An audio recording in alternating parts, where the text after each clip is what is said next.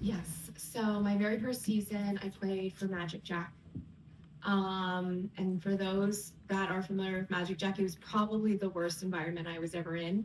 A lot of toxic and unprofessional things went down there. So I think that was like a whoa moment for me.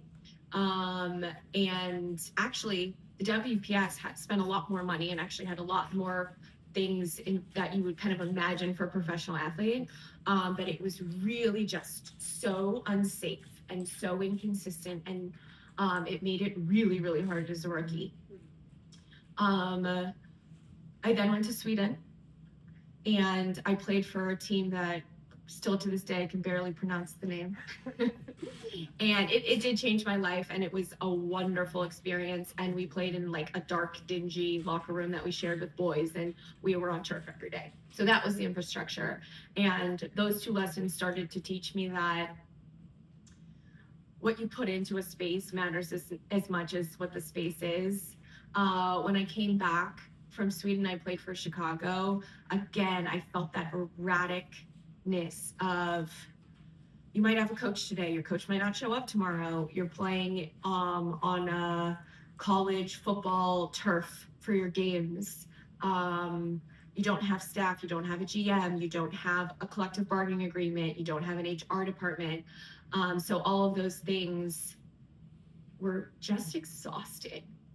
And I think if I were to say what shines about my personality and who I am as a soccer player off the field, it's advocacy.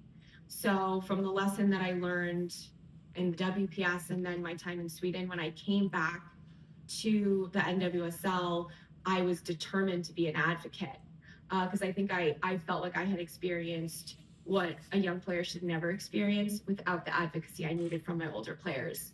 Um, and so all of the things that I listed that we didn't have became a daily grind for me to try to convince often male leadership that we needed, and be told that I was demanding, and be told that I was the squeaky wheel. It's not easy to be a woman advocate. And I think that is a toll that so many of us that have been in this league for a long time have felt. It is our duty, it is our responsibility, it is something that brings us great joy to make the game better for the future. And also, it has been a great burden, and it's been one that all of the work that we've done is so that the next generation doesn't have to do the same. So if you look at WNBA facilities, like the last few months, couple years, and been like, hey, we need that here too? Yeah, I mean, that's why I said I think it's like this healthy competition of like where the sports are. I think I always think this about women's sports. It's like, yes, you care about the crest. Yes, you care about the city and the team and the sport, but there's a larger thing that everyone's fighting for.